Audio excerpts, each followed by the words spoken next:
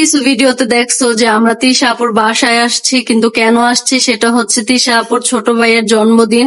এখানে আমাদেরকে দাওয়াত দেওয়া হয়েছে, এই কারণে মূলত আসা। রাত বাজে 2টা, এই তো সবাই মিলে আমরা মানে সাজাচ্ছিলাম, বেলুন ফুলাইছি, তারপর অনেক নাচানাচি করছি। দেখো বেলুন ফুলাইতেছি, নাচতেছি, তিশা আপু মানে সবাই নাচতেছি। এখানে তো ভিডিওতে দেখাই যায় কে কে আছে।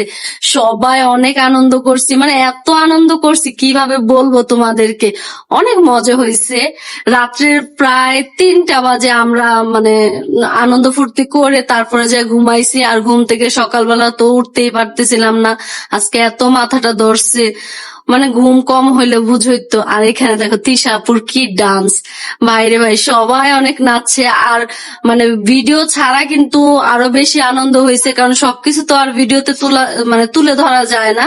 অনেক কিছু আছে যেগুলো ভিডিওর বাইরে। অনেক ডান্স করছে রাজা ভাইয়া, যে সে কিন্তু অনেক সুন্দর নাচতে পারে, সে আমাদেরকে নাচ দেখাইছে। তারপরে হচ্ছে বাসা যারা যারা আছে সবাই নাচানাচি করছে অনেক।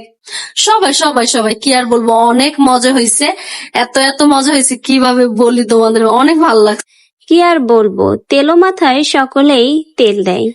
আজকে দেখুন তিশার ভাইয়ের জন্মদিন, এজন্য পাশের বাসার ভাবি সহ নতুন 2 সতীনও এক হয়েছে এবং তাদের কত প্রশংসা করছে। কিন্তু দেখুন কিছুদিন পরে যদি এই তিশার সাথে নতুন 2 সতীনের সম্পর্ক খারাপ হয়ে যায়, তখন নানা ধরনের কথা বলবে এই তিশাকে নিয়ে। এজন্যই মানুষ বলে তেলো মাথায় সকলেই তেল দেয়। 2 দিন পরে যখন দেখবেন তিশার সাথে এই নতুন 2 সতীনের কোনো ঝামেলা বা ঝগড়া বিবাদ বেঁধেছে, তখনই তিশার সকল কুকীর্তি তুলে ধরবে তারা। এখন দেখুন কত প্রশংসা করছে এদের। 2 দিন পরে কিন্তু এদের চোখ উল্টিয়ে দিতে 1 মিনিটও সময় লাগবে না, যেমন আখির ক্ষেত্রে করেছে।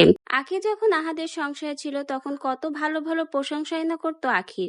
আখি আহাদের সংসার ছেড়ে চলে যাওয়ার পরে আখির সকল ভেতরের খবর কিন্তু ধীরে ধীরে তুলে ধরেছে। তেমন আখিও কিন্তু ছাড় দেয়নি, তিশার কিন্তু সকল কুকীর্তিও ফাঁস করেছে সে। কেউ কাউকে এখন ছাড় দেওয়ার মতো নয়। 2 দিন পরে দেখবেন এই 2 সতীনের সাথে যখন তিশার সম্পর্ক খারাপ হয়ে যাবে, তখন এরা খুঁচিয়ে খুঁচিয়ে তিশার সকল কুকীর্তি যেমন তুলে ধরবে, তিশা এই 2 সতীনের সকল কুকীর্তি কিন্তু তুলে ধরবে।